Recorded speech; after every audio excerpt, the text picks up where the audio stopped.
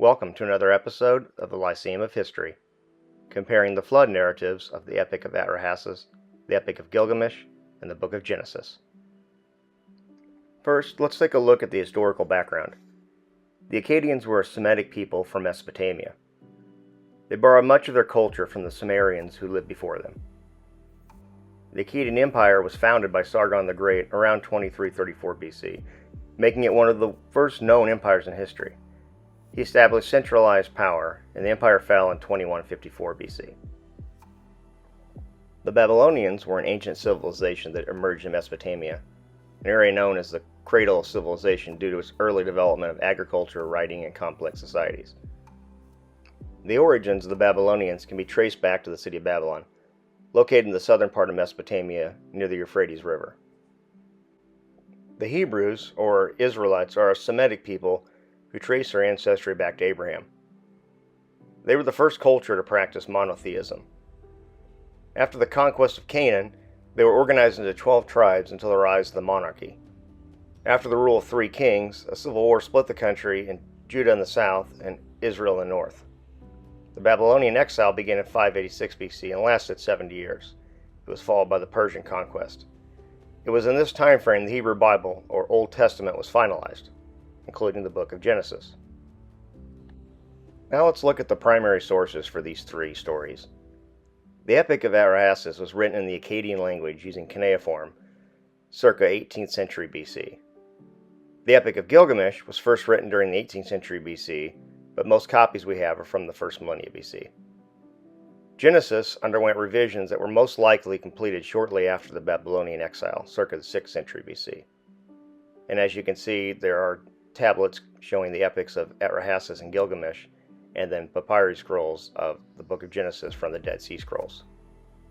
Now let's look at each story's protagonist, or main character.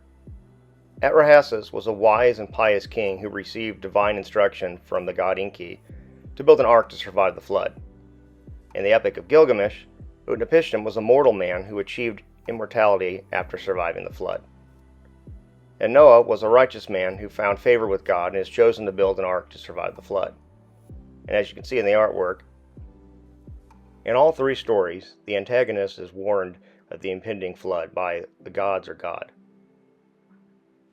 In the Epic of Atrahasis, it reads, "Wall, pay attention, read, wall, reflect. A flood will sweep over the land. I will send a flood to destroy the seed of mankind. Tear down your house, build a boat, despise possessions, and save life."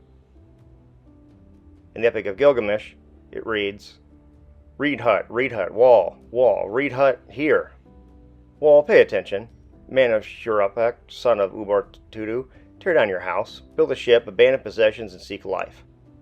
And in the Book of Genesis, it reads, I'm going to put an end to all people, for the earth is filled with violence because of them. I'm surely going to destroy both them and the earth. So make yourself an ark of cypress wood, make rooms in it, and coat it with pitch, inside and out. There are some differences, though. In the Epic of Atrahasis and the Epic of Gilgamesh, the flood is sent by the gods to destroy humanity due to their noise and overpopulation. Humans originally were created to do the work of the gods, and they had since grown noisy and angered the council of the gods. Whereas in the Book of Genesis, the flood has a different purpose. It was sent by God to destroy humanity due to their wickedness and corruption, which grieved God's heart. The decision to send the flood is made by God alone. The length of the flood is different in all 3 stories. The Epic of Atrahasis does not explicitly specify the duration of the flood. The ark floats on the waters until they recede and the land becomes dry enough for Atrahasis and his companions to disembark. In the 11th tablet of the Epic of Gilgamesh, Utnapishtim tells Gilgamesh that the flood lasted for 6 days and 6 nights. After the floodwater subsided, Utnapishtim's ark came to the rest on top of Mount Nisir. The Genesis flood is said to last for 40 days and 40 nights. After the rain ceases, the flood waters cover the earth for 150 days before gradually receding. Noah's Ark comes to rest on the mountains of Ararat. Several more months later, the earth was dry enough to leave the ark. Now let's look at some more comparisons. The Epic of Atrahasis and the 11th tablet of the Epic of Gilgamesh are part of Mesopotamian mythology, while the Genesis flood narrative is part of the Hebrew and Christian Bibles.